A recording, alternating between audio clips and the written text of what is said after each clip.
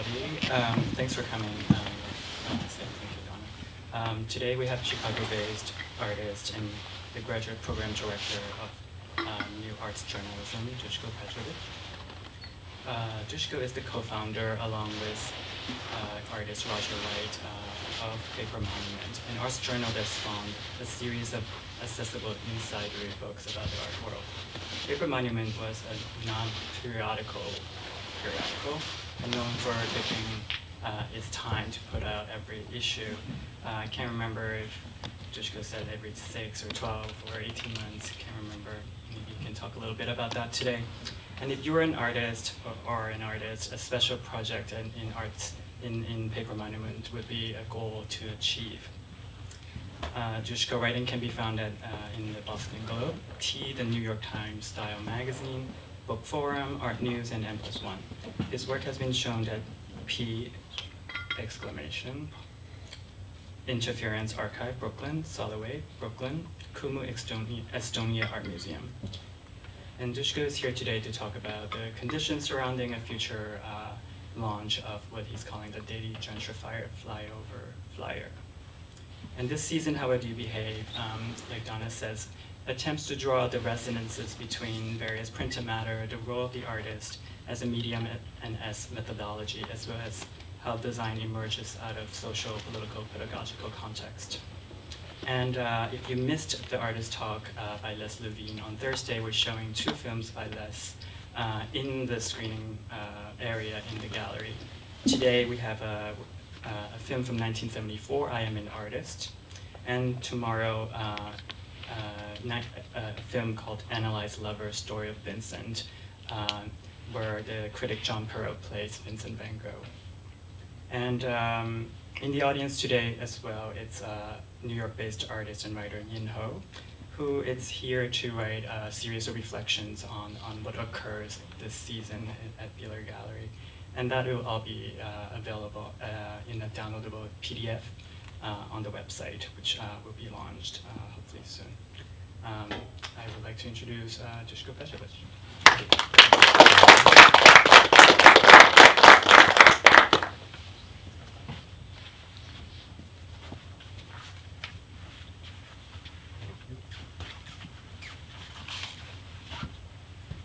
Actually, I have my stash of periodicals up here.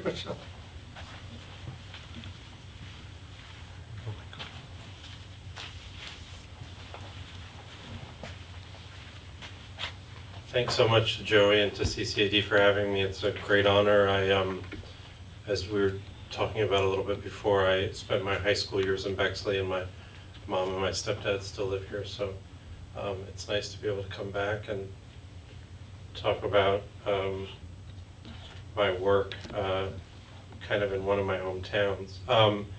As Joey was saying, I published Paper Monument with Roger White, and I've had a long-standing involvement with N+1, which was kind of the sister magazine for Paper Monument. And I had been doing that, I guess, for around 10 years when I decided to found DME. So what I'm going to talk about today is one of the projects that's part of DME, but I wanted to just first of all mention that it's part of a larger rubric of publications, and people always ask me, what does DME stand for? And it stands, I think it's perfect for this show because it stands for integrity and transparency in publishing. So it's a whole kind of rubric of publications that I've been making, and so far I've made Adjunct Commuter Weekly, which you might have heard of, which is a lifestyle magazine for adjunct commuting professors who need to travel around to various schools in order to make a living and survive. And then Adjunct Commuter Weekly collapsed after a week because the adjunct professors didn't have enough time and energy to keep contributing to the publication. So it was subsequently relaunched as ACW, which was a multimedia platform for a growing and influential demographic, which can be found at adjunctcommuterweekly.com. So Unter came out of working on Adjunct Commuter Weekly, and I think it will be an actual app, but for right now, it's just when people ask me what Unter is, I always just say it's the opposite of Uber, and I'm still trying to figure out what that is. Yeah, I think we all are. Like we're all trying to figure out what the opposite of Uber is. And then there's the Daily Gentrifier, which I'm going to talk about in some detail today. Privacy Magazine, which I don't talk about publicly. Object-Oriented Ontology Illustrated, which kind of self-explanatory. Stand Up is about leftist stand-up comedians. Magazine. Actually, it's funny because Magazine was supposed to be designed by Projects, but I don't know if those of you guys who are in the design world know that Projects just split into two design firms. So now I have to figure out like who's going to do it and how it's. Yeah, I hadn't really thought about that until just now. And then at the top right is Part Ecuadorian, which is a lifestyle magazine for people who are part Ecuadorian, as I am, and which is a kind of small readership, but to compensate for that, there's International Slav, which is a gigantic readership that comprises everything that is not national Slavism. And yeah, I actually have never said this in Ohio, but there's another one called Ohio Exile, which is about people who had to leave Ohio. So none of you guys have suffered that, or maybe you suffered it and came back, but that's the DME rubric. Yeah, and I'm about like 20% of the way through the ones that are there. And people think they're jokes. I mean, and I should say something about that. And they are jokes, but they're also actual publications with actual content and actual everything that a publication has. So before I did the first one, I think people just thought it was something I was going to talk about. So I'm going to talk about Adjunct Commuter Weekly, which is the one that I put out in September, but it's a kind of ongoing thing. And what I wanted to do in basic terms was use the aesthetics and visual approach of gentrification, but instead of using that to cover up what happens in gentrification, I just wanted to use it to reveal what happens in gentrification. So in a way, it's a very simple procedure to take the kind of hipster, craft, organic, minimalist, 19th century, whatever aesthetic of gentrification, but then put in real content about how that actually happens and who's involved with it and what it does to people.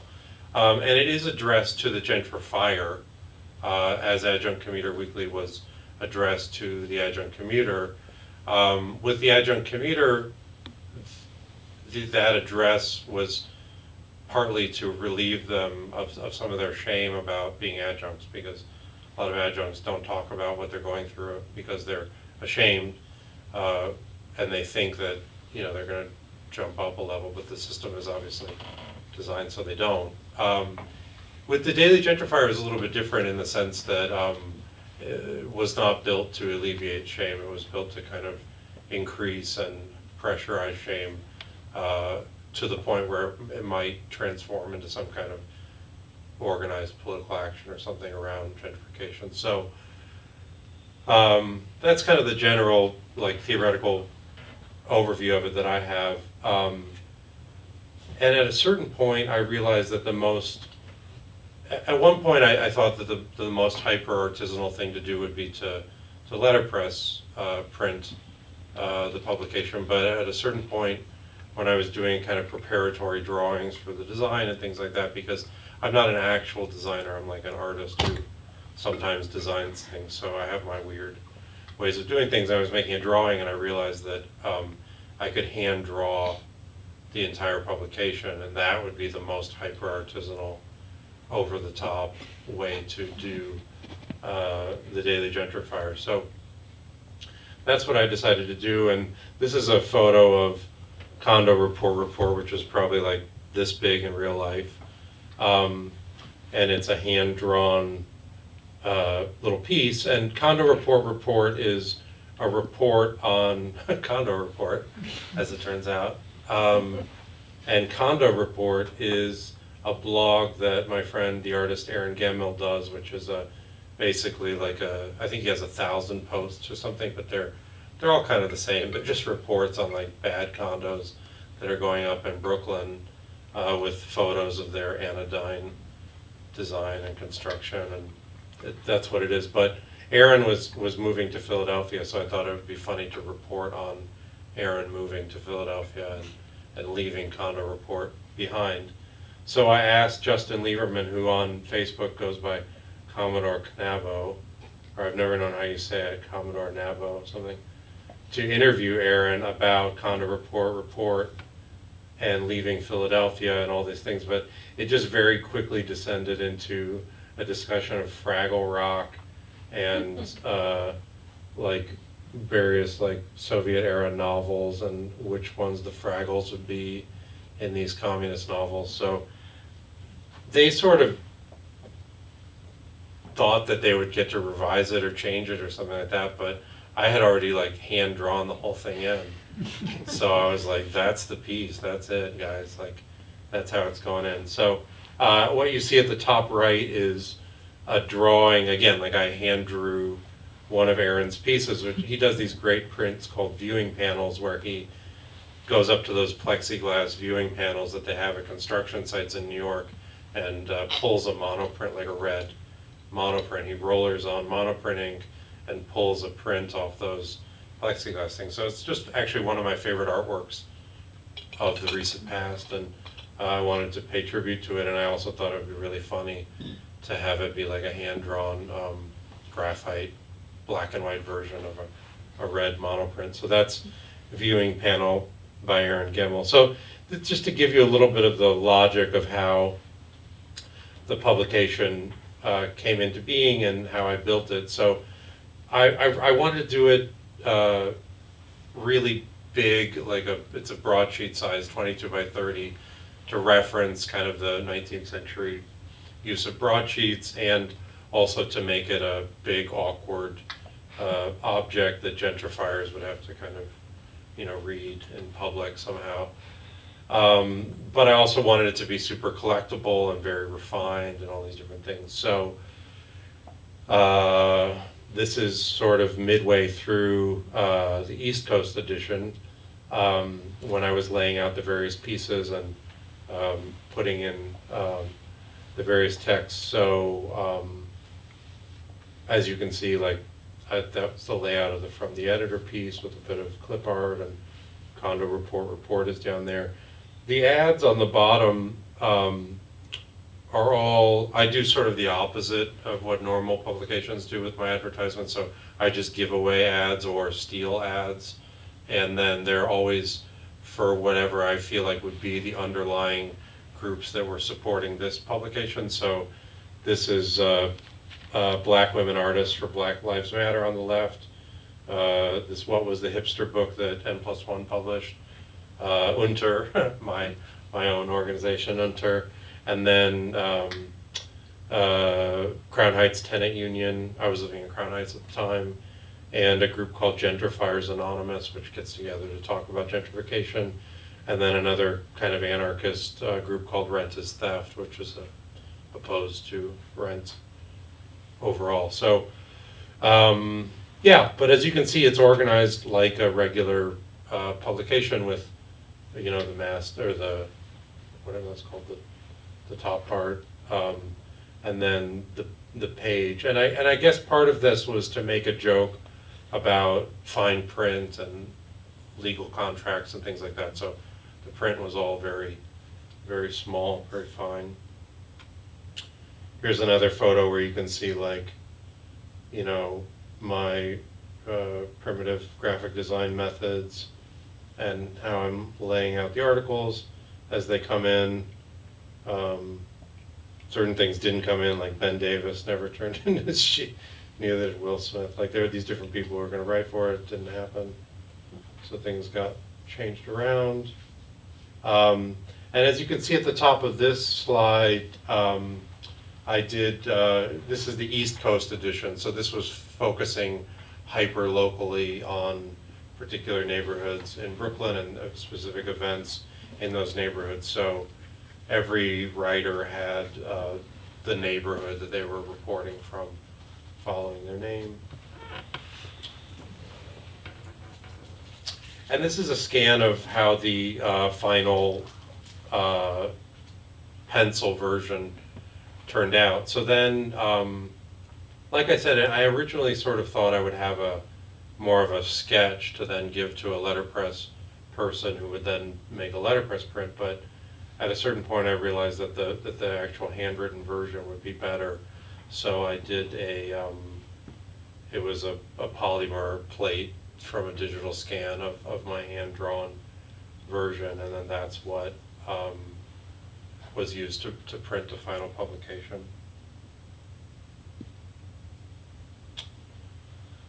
And just to give you an idea of some of the content, we had Christopher Glasek, who's a writer some of you might know. He writes for the New York Times.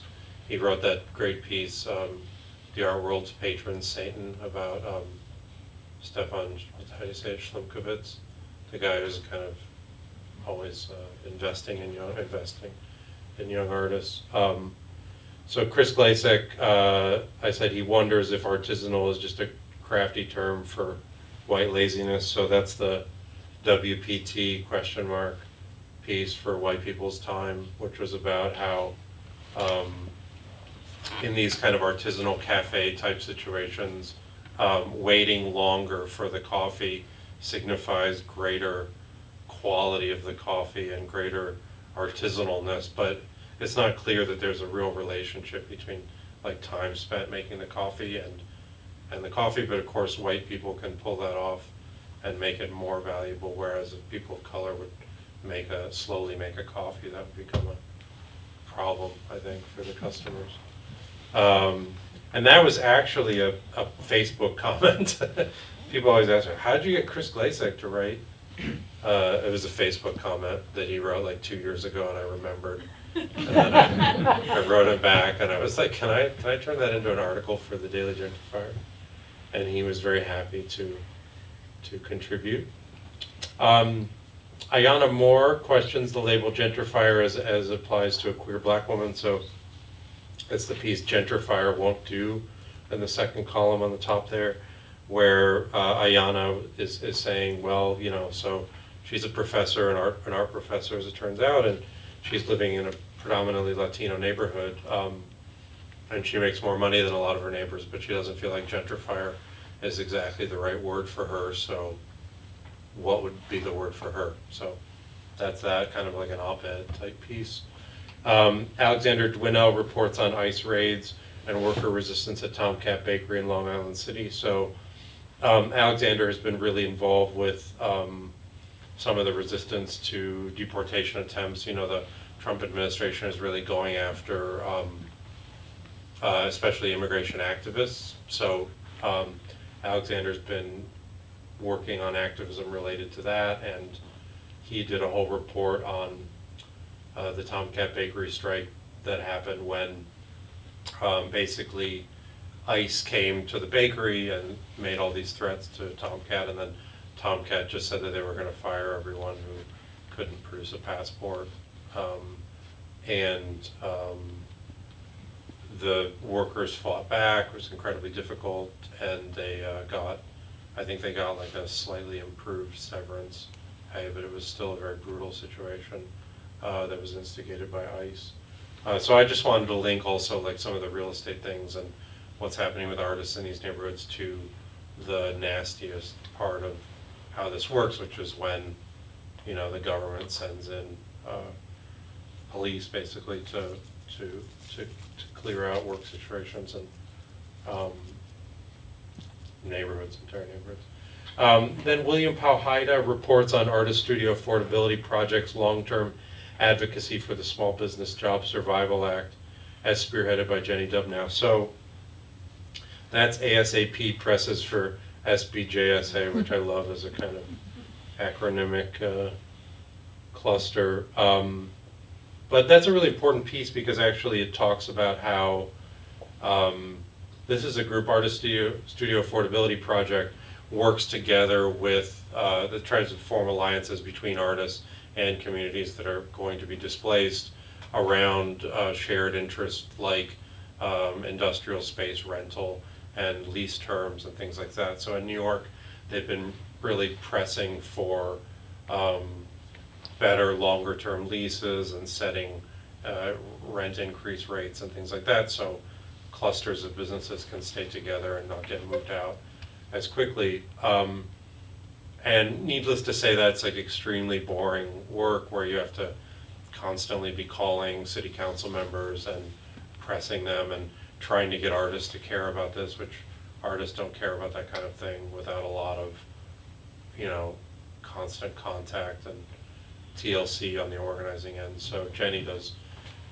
great stuff with that, and it seems like this SPJSA is finally pressing forward, but things involved with that, actually at the Brooklyn Museum, we were protesting that, like when they had the Brooklyn Museum hosted real estate, they host all these things where they rent out the museum, but they hosted this real estate developers gala, and so naturally we appeared to protest that because one doesn't want arts organizations to be working with the developers to displace everyone. Then Aruna D'Souza, a great art writer, reviewed Hilton Hall's Alice Neal Uptown show at David's Werner. So I don't know if you heard about this show, but it was a show that Hilton Hall's, the theater critic extraordinaire, organized around Alice Neal's work that she did when she moved up to Harlem. And it was a lot of work that people hadn't actually seen and isn't featured in the many books about Alice Neal, which was largely portraits of people of color that she was meeting with and interacting with in Harlem. So that was an interesting show, and interesting, partly in terms of what's happening with Harlem now and how art galleries are playing a role in the further gentrification of Harlem. Justin Lieberman interviews Aaron Gemmel about his project Condo Report, which I told you about. And then I myself wrote a piece about Torquasi Dyson, who actually has a show up at the Drawing Center now in New York, Torquasi's real estate journey to Jersey, which actually started off as a report about how Torquasi had to move from Crown Heights back to Fort Greene because her landlord rented her place out from under her basically, and she was so shocked that Torquasi's black, she was shocked that she was moving back to Fort Greene because the tide was going this way, and so she moved back to Fort Greene. So it started off as a kind of miracle piece, Torquasi got this place in Fort Greene, and she was living with this family that really liked her and all this stuff. And of course, as all real estate situations in New York, it went all wrong. And so I called Torquasi one day to get the update, and she was like, "Oh yeah, I'm in Jersey City now." So that's that piece there at the bottom, Ricochet Love. So yes. So, and of course, as happens in newspapers, all these things kind of cross-pollinate and sit together in this kind of collage style, which I thought was a good reflection of New York kind of space and real estate. And then on the back, so these two editions, the two coastal editions, were printed back to back because I wanted to have, on the one hand, a really hyper-local kind of way of dealing with it, but then on the other hand, I wanted to show that this thing was happening in different places at the same time. So, and they're both letterpressed together, so I like this idea of having press, the pressures of this kind of situation on both sides. But as you can see, the West Coast edition, besides having a different typographic character, it's also spatially organized in a way that was more reminiscent of LA. I thought about doing some kind of highway loops and things like that, but that was beyond what I could do. So it ended up being more just that it was airier and like less kind of, you know, clustered up than New York. So, yeah, so following a similar logic on the West Coast, the Daily Gentrifier talked about things in Arlington Heights, Boyle Heights, Culver City. Can't read all these, but different gentrifying neighborhoods in LA. And I had different LA staff to report on this. So Tracy Jean Rosenthal reported on the situation in Mariachi Square, where they recently put in a train system, and of course developers have moved in, and the rents are going up, they're skyrocketing. So this was displacing a lot of the mariachis, and the whole thing with Mariachi Square was that you could go to Mariachi Square and like get a mariachi band because they lived there, and everybody knew that, and it was a whole kind of cultural organization around Mariachi Square. But suddenly Mariachi Square became very expensive. So in fact, this happened after I published, but they had a tenants union and a rent strike, and the rent strike went on for months and months, and they actually won the rent strike, and they didn't have to pay back rent. They got a lower rent increase. I think the rent increase went from like 50%, which of course like nobody can sustain a 50% rent increase. Think about your own situations, like could you suddenly pay 50% more? Probably not. To I think like a 6% increase or something like that. So it was a very significant victory in LA, where it should be said resistance to gentrification has been more successful and more aggressive. So that was Tracy Jean's piece at the top. I wanted to lead. A lot of times people think these things are just silly or something, so I always try to lead with something serious and substantial and fact-based, so people understand that it's a real concern. Casey Park wrote a great piece that excavates and exposes the settler roots of hipster fashion. So that's hipster settlerism in the middle there, which is a great piece, really almost like the kind of anchor piece for the whole publication, which just points out how 19th century settler motifs are very precisely being cited by all the hipsters that gentrify neighborhoods, and it's no accident. And also a lot of native motifs like Navajo patterns and things like that are extremely hip in these gentrifying situations. So she just says that's not accidental, that's like an actual thing. And she talks at great length about how she makes too many good points to say all of them, but I'll say a couple of them. One of them was she said that this is one of the only fashion trends ever that actually originates with white people, which was really funny and true. And she says, I think she says that, I think one of the most important points is that that we shouldn't pretend that this is some kind of like vague or accidental phenomenon. It's actually quite like specific and traceable. So everything from moccasins, dream catchers, Navajo patterns, all the executed animals on the walls, all these kind of references to 19th century pioneering. And Nitzan Shaked explains why culture work was, it should say shouldn't scab, sorry. It's a typo, I apologize. Shouldn't scab on communities resisting gentrification. So that's this piece, op-ed, picking at that scab, which relates to, there's an organization called Defend Boyle Heights, which has basically called a boycott of some of the galleries and nonprofits, arts organizations that moved into Boyle Heights, partially encouraged by city ordinances that made it cheaper for them to move in, and they brought in police and things like that. So this neighborhood organization called for a boycott of those nonprofit spaces, which was very contentious, and a lot of people in the art world didn't really feel like observing that boycott. And so of course when people set up what they were calling picket lines, a lot of people were saying, well, technically it's not a picket because this is not a union and there isn't a strike.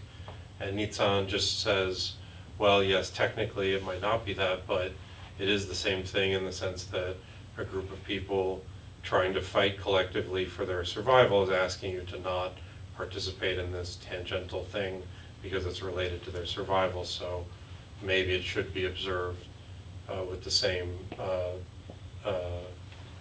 formality as a picket line. So that's the op-ed. And to the right of that, this one's kind of hard to see on the screen, but this is Daniel Spalding, who some of you might know is kind of leftist art historian who entertains himself and others by doing this thing called Social Practice Mafia, which is a series of internet memes that are related to like very insidery art historical and art critical issues. So I did the same thing I did with Aaron Gemmel, where I offered to do a pencil rendition of his very detailed internet meme, which is I forget, some of you guys are art historians, maybe you'll remember it's the image of the famous like 19th century painting of the guys working at the furnace. It's Menzel's iron rolling mill. Thank you, Menzel's iron rolling, yeah. That one. And on the top of it, Daniel put like a bunch of kind of ironic or satirical kind of meme-y comments like, wow, amazing space, the rent is okay if you split it 8 ways. My friend Smyrner, some weird name, has this great project, but it needs 27 computers running Windows 95. And then at the end, at the bottom, I think it says, why are there all these dudes here, though? So this, of course, is about like this kind of ethic of like taking over some nonprofit space, and it's really cheap, but there are all these dudes here, and they're running old computers, and then things kind of proceed from there. So that's that one, and then the bottom piece is Farah Karapetian's report on the various proposals for the border wall with Mexico, which has since become even more controversial in the art world for reasons I don't want to go into, but that's the bottom piece there, where Farah just pretty straightforwardly just talks about like what some of those proposals were, which you guys probably know included like, one of the proposals included like 30 feet of nuclear waste being put by the border wall as a deterrent. Another one of the proposals was made by an architecture firm that was like 80% Mexican American, and they said they had done some soul searching and decided to still make a proposal, which was kind of ludicrous. Some of them had solar panels as an attempt to like redeem the border wall. So anyways, pretty ridiculous thing. So as I said before, this was printed letterpress back to back, and in a first edition of 250, so that's a stack of 250 of them, and they're quite thick and they can't be rolled, which makes mailing an adventure. And but I wanted it to be this kind of awkward, stiff, conspicuous object, so that was part of the thinking behind that. And here's some of the language just to give you an idea in terms of how I present it. Designed, edited, and published by Dushko Petrovic, this crafty, hyper-local publication promises to give gentrifiers the refined fine print about the goings-on in their up-and-coming neighborhoods, with one side focusing on New York and the other on Los Angeles. As Petrovic asks his readers in From the Editor, do you sometimes feel an unease about your role in the real estate system? Do you feel this sense of unease is everywhere muffled by an ostentatious ethic of local produce, sustainable design, and handcrafted everything? It's weird, right? It is weird, right? The two-sided broadsheet measures 22 by 30 and was completely hand-drawn before being digitally scanned and letterpress printed on a double-thick 160-pound Mohawk superfine white eggshell cover paper by Rona Press in Chicago. Printed in an edition of 250, the Daily Gentrifier will initially be available at cost, $40, but the price will go up $10 per month starting on October 1st. Get in while you can. So it currently costs $80, which is a disaster for sales, but that's part of the point. But as with all rent situations, if you know the right people, you can get like a rent stabilized print or something.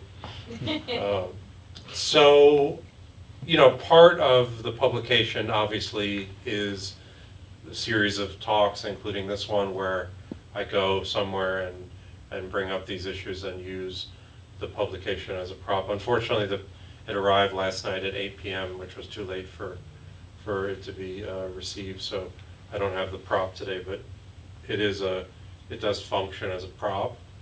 And this was at the launch event at PS1 in New York in September.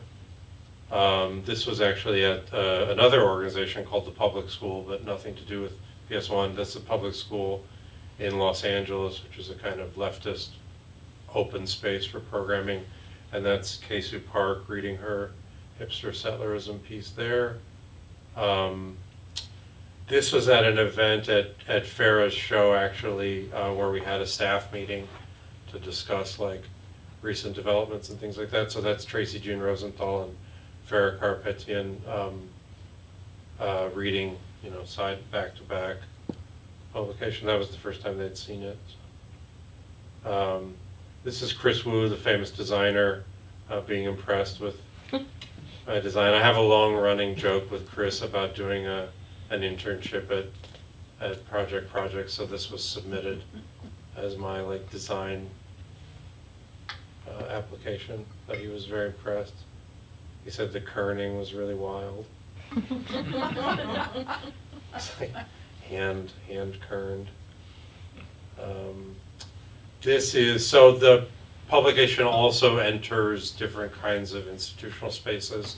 This is David Senior, who's the librarian at SF MoMA, getting his copy. And SF MoMA has this section that Dominic Williston has organized called, now I'm going to figure out what it's called, the Public Knowledge Gallery, which is technically the 29th branch of the San Francisco Public Library, but it sits inside SF MoMA, which is really an extraordinary feat of museum policy negotiation because they don't charge entrance to that part of it, and it follows all the rules of the San Francisco Public Library.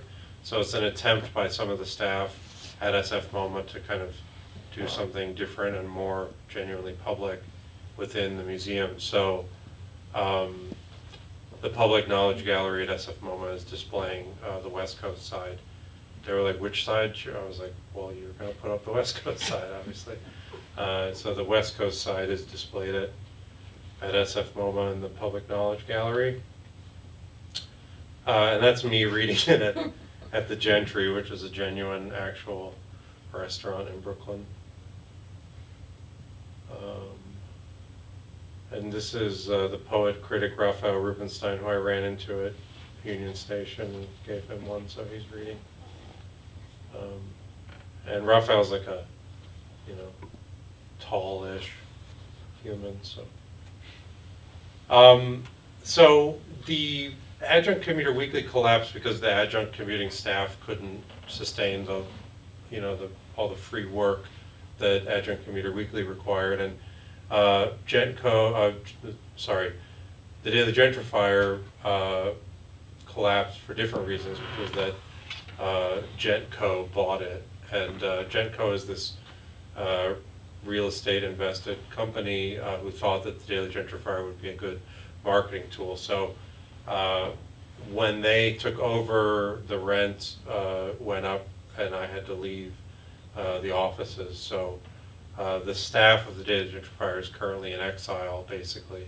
It's similar to what happened later at DNA Info, actually, although it happened to us first. And Gentco is actually just using the Daily Gentrifier as a marketing scheme to sell these gray t-shirts that have Gentrifier written in them in various university fonts. This is my Ohio State Gentrifier t-shirt, or I should say it's Gentco's Ohio State t-shirt. So one of the things in talking to the staff in exile after we got bought out by Gentco was that we felt like the hyper-local logic of the East Coast and West Coast editions could be expanded to cover other parts of the country. Especially because as I get invited to do different talks, including this one, I often learn about whatever the current situation is in any given city. So we will be making the Columbus edition of the Daily Gentrifier Flyover Flyer, which will report on artists and art community interaction with these kinds of development and real estate questions as they play out in Columbus, which will be a part of a series not limited to these, but starting with these, that will report on Philadelphia, Nashville, Detroit, and Chicago, in addition to Columbus. So, you know, I was talking to Joey, and part of what I wanted to do in coming here was to hear from people here and to talk about how to make a publication connected to what's going on in Columbus, which would have the content and aesthetic characteristics that are appropriate to the situation in Columbus, which I'm a little bit further along in the Philadelphia one, so I can give you like a sort of preview of Philadelphia, which is that Philadelphia puts its zoning ordinance announcements on these 11 by 17 bright orange sticker, like big stickers basically.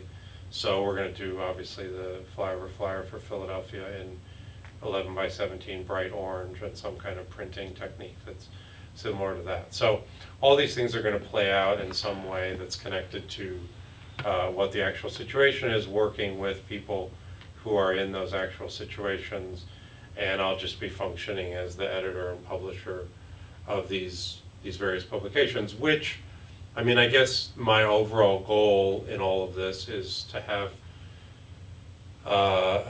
people involved in those situations actually just be more reflective about what's happening and what they could be doing within it. I don't think that artists can stop gentrification necessarily, but I'd like to see them try, or I'd be curious to see what happens if, rather than kind of going along with it in this begrudging or unaware way, artists started to wonder like what their role is in development. I mean, I don't need to tell you guys, but artists in a certain sense play a crucial role, because artists are what make a neighborhood suddenly cool and suddenly accessible to other people with more money who come in later and then get the benefits. So artists are either the unwitting middlemen or henchmen of this kind of system, or they could be something else, which is, I think, to be determined, but I'm interested in what that something else could be. Yeah, so the Daily Gentrifier at gmail.com is my Daily Gentrifier email, or you could also email me at my name, or you could also talk to me here if you want to be involved, or if you think of someone else who might want to be involved who's in Columbus, that would be great. So, am I taking questions? Okay, I'm taking questions.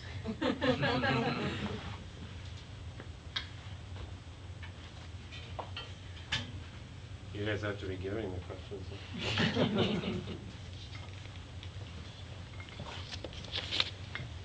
Yes. How did your move from being an adjunct to being the head of a MFA program change your thinking? Is that part of the gentrification move, or like how did your economic situation, or at least employment situation, kind of affect some of Yeah. this? Oh yeah, I guess I can't move away from the microphone. Yeah, that's a good question. So with all the publications, I have a strict rule that you have to pertain to and identify as whatever the publications group is. So it's actually been hard to get people to admit that they're gentrifiers, because I think people try to keep it at arm's length, but that's part of it. So with Adjunct Commuter Weekly, I had to resign as editor as soon as I got a tenure track job. So unofficially, Colleen Asper and Ted Minio have taken it over, but Officially, they haven't really because everyone's been really busy and whatever, but they are supposed to run the daily, or Adjunct Commuter Weekly's website going forward. I didn't want the website to die. It's kind of in hibernation right now, but Colleen and Ted, who contributed to the first issue, and I've worked with them a lot, I think would be good people to take that forward. So I resigned from Adjunct Commuter Weekly, but actually I had already started this before we moved to Chicago and before I took that job. And it actually came from the fact that the Daily I always mix them up for some reason. They have like a kind of sonorous resemblance. Adjunct Commuter Weekly got a huge amount of press attention, and I ended up having to do a lot of interviews and talks and different things in that character as the editor of Adjunct Commuter Weekly. And I was like really happy to do that because obviously part of the whole project was to draw attention to the adjunct crisis in the US and actually worldwide. But in those kinds of situations, in order for me to play that role, I really had to, there was kind of a halo that formed around me. You know, it was like a kind of, I'm the poor adjunct who has to do this, you know, and it was horrible and it is a huge problem. But on a personal level, I didn't really like that positioning that much. You know, it was okay like once or twice, but I had to keep giving interviews and keep taking up that position. Which again, like I was happy to do it from a political point of view, but from a personal point of view, it just got tiring. And that, I think, started a kind of revolt in my own brain about, you know, how I was positioning myself and what the next thing would be.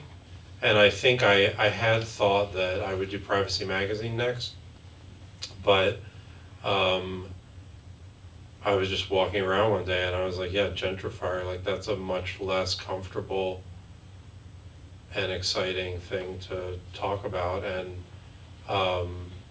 if I want to make a publication about this and I want people to, you know, get down into the complexities and awkwardness and shame and all of it that is involved in these kind of situations, I had to be willing to say like, yeah, I'm a gentrifier. Like I moved into Crown Heights because I wanted to live in Brooklyn and that's what I could afford. So, you know, I moved to Crown Heights and that was the situation I was in.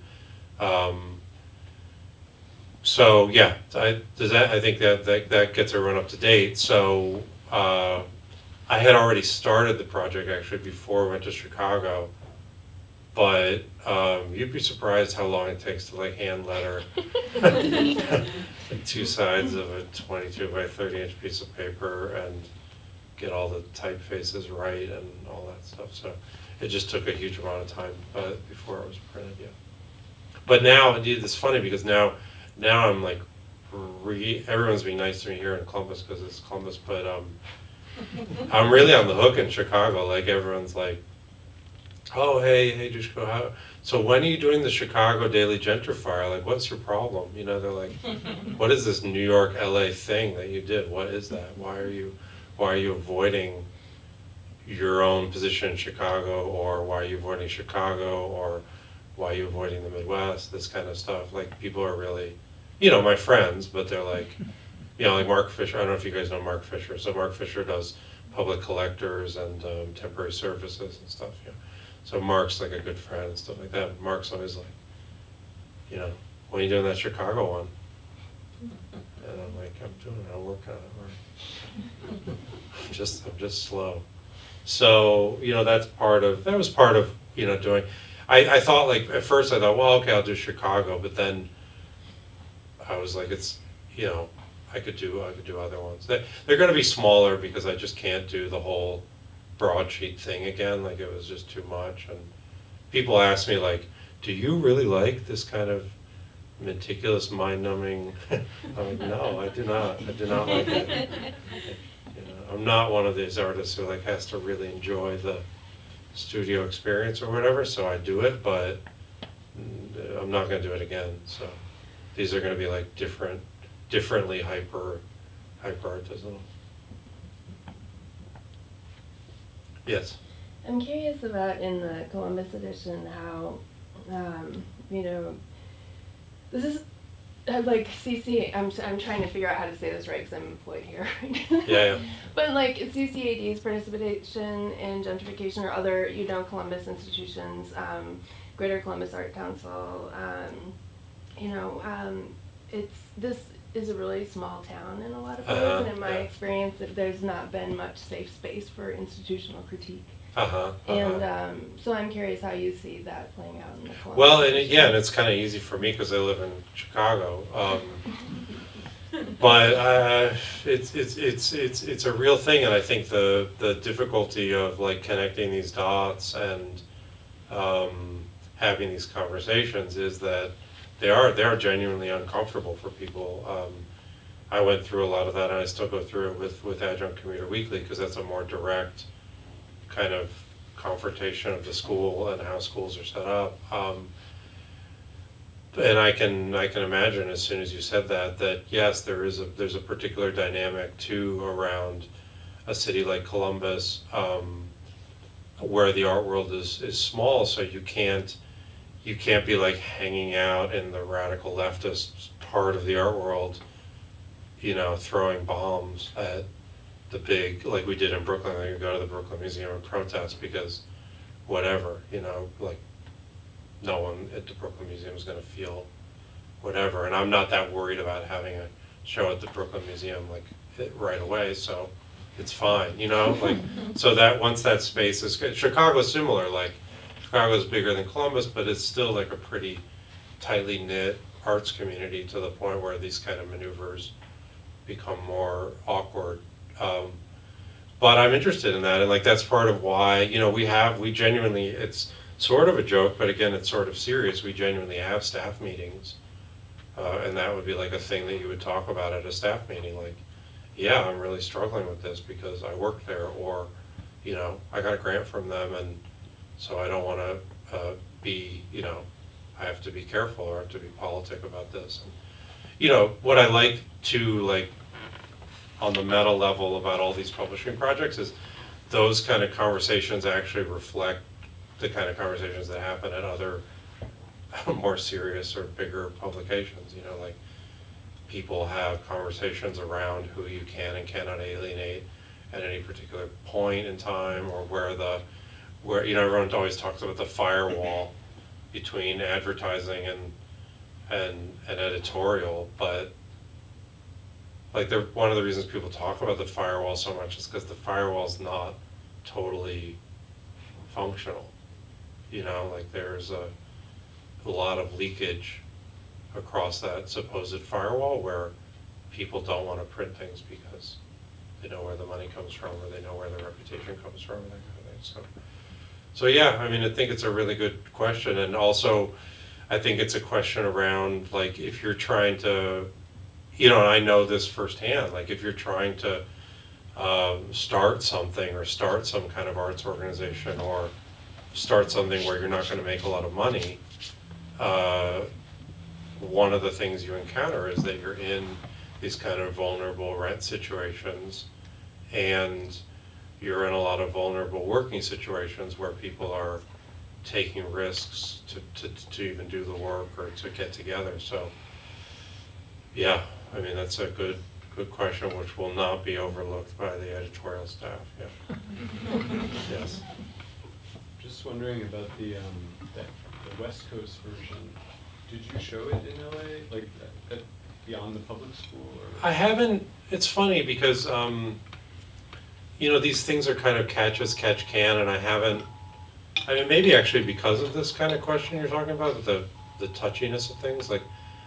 I haven't really approached galleries about it, partly because I'm sort of just hovering somewhere outside the gallery world right now, but partly because it's kind of a weird thing to pitch. Like it actually crossed my mind, there's a new interesting gallery in in Bed-Stuy called We Buy Gold. So you might have heard about it. Like, it's an interesting gallery. It shows a lot of my friends. I like what they're showing, right? Mostly, at least the first couple shows that I followed, was mostly black artists. I was totally into it. And at one point I was like, oh yeah, Torquasi's in the thing, and maybe I'll, and then I was like, God, that's gonna be a weird phone call to make. Like, do you wanna show the Daily Gentrifier at We Buy Gold? Like, do you wanna talk about this? Do you wanna have this thing there that does that, you know? And I didn't do it, maybe because I was busy or maybe because it was too weird. So the places that I've done some things with it in LA was the Von Lintel Gallery, which is where Farrah was having her show. It was randomly because Farrah was on staff, and Farrah had designed, I'll go back to that. Farrah had designed this table that you see down there as part of it. So she's mainly a photographer, so the photos were on the wall, but she had also designed this spiral, like, colored glass table where she was inviting people to have conversations. This was like part of the show. So I was looking for a venue to have some events, and she said, well, I'll host you at my show to have this conversation. But we actually decided with that one to just do the staff, partly because things actually had gotten so heated in LA, around Laura Owens and all this different stuff that, and I didn't know all my staff actually. Like, I didn't know Tracy. Someone recommended her, we worked out the piece and we did it, but people weren't totally sure of like how the piece was gonna read and stuff, and like, yeah, like how it would fly in LA. So they were feeling some trepidation, and I just thought like it'd be better to have a staff meeting and talk about all these things, partly because I'm not in LA, so I was curious. So that was that event, and then where's public school? I think that's before, right? Public school was actually more recent, which was in Chinatown, incidentally. But Chinatown, LA is not currently, as far as I know, a site of much tension around gentrification, because a lot of the galleries left and it just kind of hasn't been that heated. Although it has started to be more heated in Chinatown in New York, around the Omer Fast. yeah, Omer Fast show and all that stuff. So, you know, it's interesting also like when these things kind of heat up and what comes up. But no, you know, it's also like, I sometimes feel like galleries and institutions catch up to these things a little bit later. Like right now, I'm showing the Adjunct Commuter Weekly a lot, like showing it. But it's like from 2.5 years ago or something. And I'm also partly like, I'm not gonna talk about that because I'm not the editor anymore, so I don't know what'll happen. I haven't really pressed it. I mean, I think what I did do was that I made wheat paste versions, so it's gonna be wheat pasted. Because at a certain point I realized like it needs more public reception, so. And there's a website, but I mean, you know, the wheat pasting is better because it like is in the neighborhood where things are going on, so. And it's also part of the like, what do you call it, broadsheet kind of tradition, is the public display of news. A question. Just curious about the other Midwestern cities, and what kind of associations or who are you associating with? Is it other, like who, did someone invite you already? Is it at the school? Yeah, so it's, let me see here. I'll go forward to it. You know, each of these has been sort of generated on different terms and like kind of on their own terms. And you know, it should be said too, like you could just as easily have Pittsburgh and Cleveland or what, you know. So some of this is arbitrary, and I may eventually do versions for those cities, but just to go down through the list, like part of what happened with Philadelphia was that Aaron Gemmel, who was in the New York one, moved to Philly, And then I got invited to Ulises, that bookstore, it's like a art-focused bookstore there, to give a talk about Adjunct Commuter Weekly, and I was kind of like, okay, that's fine, but I want to be talking to people about this other thing. So when I was there, it's not totally clear, but I was staying with Anthony Elms, who's the director of the ICA Philadelphia, and Anthony was kind of, I think, just as Anthony, but not as the director of ICA Philadelphia, helping me kind of arrange some things. So I don't think ICA Philly will produce it, but some of those people are involved. I think I can say that. So that one is like at this point just pretty ad hoc. Like Aaron, me, Anthony, and Jenny Shanker, who worked on or didn't work on Adjunct Commuter, but was like a big proponent of it, are kind of starting to organize the Philadelphia one. And Aaron runs like a pretty good print shop type thing that he's setting up, so I think Aaron's going to print it. Nashville, I was asked to go out to Nashville with my wife, Magdalena Mosklevich, the artist historian and curator, for this thing called Locate Arts, which is like a Tennessee-wide thing where they bring in speakers, and we did the thing where you do studio visits and all that kind of stuff. And one of the places we went was, I'm going to forget the name, it's a letterpress studio, and Nashville has this great tradition of letterpress because of Hat Show Print and the Grand Ole Opry and stuff like that. So they have a huge tradition of like musical posters.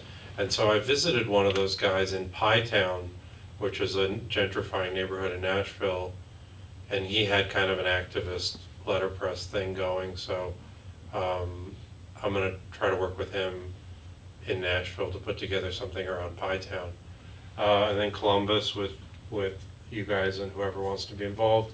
Detroit, I got asked by this group called Essayed, which is They were here. they were here. Okay, yeah. So I'm doing a like a publication workshop with them in April, and again, it was like this thing where I'm kind of like, well, if I'm going to go somewhere and do a talk, I'd like to like learn some things and meet with some people, and so I'm going to meet with people have been sending me their Detroit recommendations and stuff like that, so I'm gonna maybe not work with Essay, but just use that as an excuse to kind of hunt around for what's going on. Because I have a lot of friends who are actually like former Detroiters, like Steve Locke and Michael Miller, who have both kind of written about what's happening in Detroit. So either them or some other people are going to be involved with that.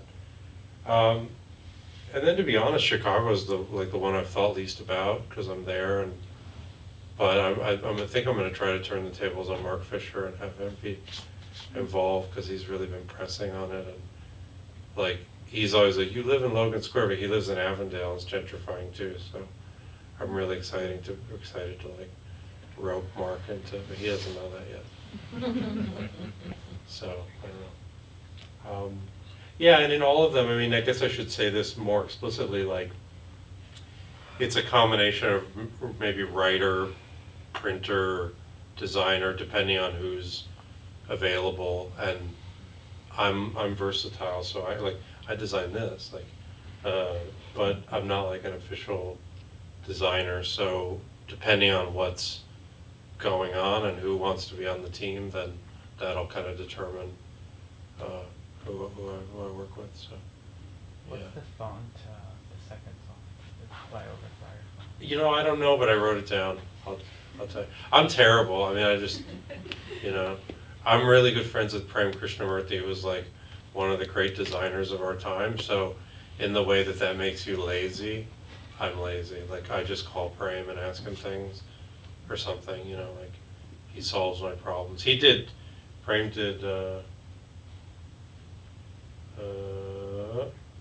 that, so as a gift, and then he invited me to.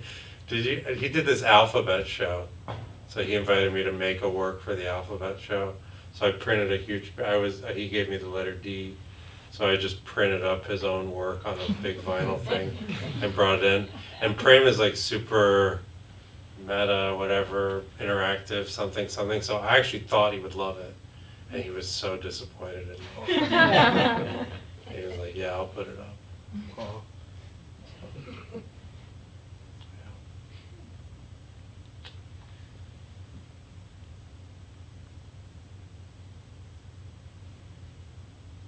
How would you proceed from here for Columbus? And what kind of, what have you heard about Columbus in terms of the situation here? What from people have afar? said to me is 4th Street. I heard some stories about being kicked out of places. You know, what I remember, so this is the bad thing, like, I come to Columbus and see my family and go back, you know, like, I don't like study Columbus's gentrification. I haven't yet, right? I obviously will. But what I remember was the kind of push from OSU. This is like in the, you know, early mid-90s. OSU pushing to make High Street so kind of corporate and It's now called an arts district. an arts district, right? But it used to be a genuine arts district in the sense that it was like nasty bars with music in them and everyone going there with their fake IDs and, you know, like that was like the 90s too was like the great or a great era of Ohio music. So it was like Afghan Wigs and Guided by Voices and Thomas Jefferson's Slave Apartments and I don't know, all those bands were playing there.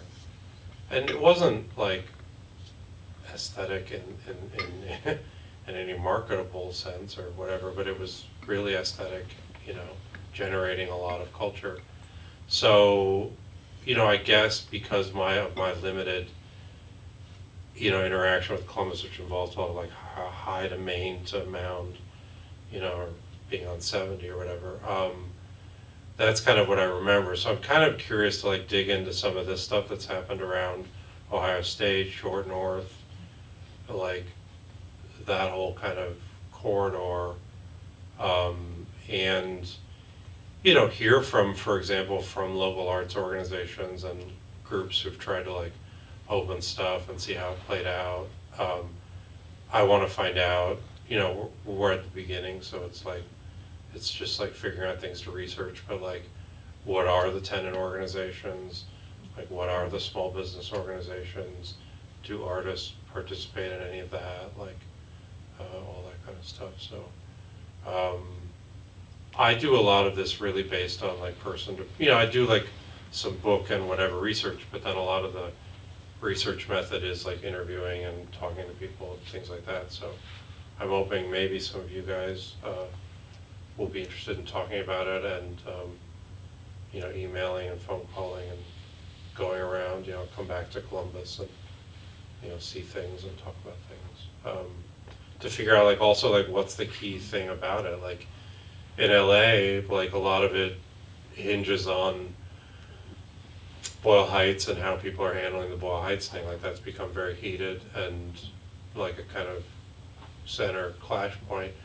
New York is like way more diffuse and like different things are happening in different places. So, you know, they're just different kind of issues to track in each place. So I guess that's a way of saying like, I can't necessarily predict yet what the Columbus version will be like. It sort of depends on what people tell me is the key thing, you know. Yeah. As we speak now, there's a gallery hop happening on in the Short North with the few galleries and mostly boutiques and restaurants. Right, right. This woman first Saturday. Or the first Saturday, is that what it is? First Saturday, yeah. Yeah, That's why they're not here. I see. That's- No, but I was telling Joey, like I'm totally punk. Like if there's more people in the audience than on stage, then it's a huge success. And then when you're just a one-person punk band, then it's like very easy to achieve that situation. But I genuinely wouldn't mind talking to one person. I do it all the time. Yeah. Oh, they'll know about us later, when the flyover flyer hits, it'll be difficult to ignore. There's a really contested neighborhood right now called Franklinton that the city is really participating in the development of, and there's just a lot of layers there. There's a space that's been there for a while called 400 West Rich that people think is an artist-run space, but it's actually run by a venture capitalist who lives in California. Oh, now we're talking. I've got a lot, so I'll email Yeah. you. I'm excited to hear, yeah, so, yeah, the Daily Gentrifier at Gmail. You could also probably talk to Joey, and Joey will get you to me, or Dushko Petrovic at Gmail, or, I'm like everybody, I have like 17 email addresses now, like at SAIC I have an email, so, yeah. Yeah, be in touch, and, I should say, like, so one of the, what's the plural of ethos? Ethoses? One of my ethoses, an aspect of my ethos is that everybody who participates in the publication identifies with the demographic for that publication.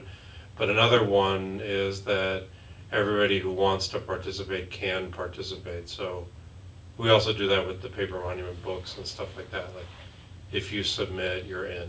Like, there's no exclusion. And I'm into things too that question the whole project, or want to talk about it from a different angle, or like that piece Ayana wrote was like came out of a dinner conversation where she was like, I don't even like the term gentrifier, like I reject that, so okay, so perfect, so then she wrote for it, so yeah. Well, thank you so much. Cool, yeah, thank you.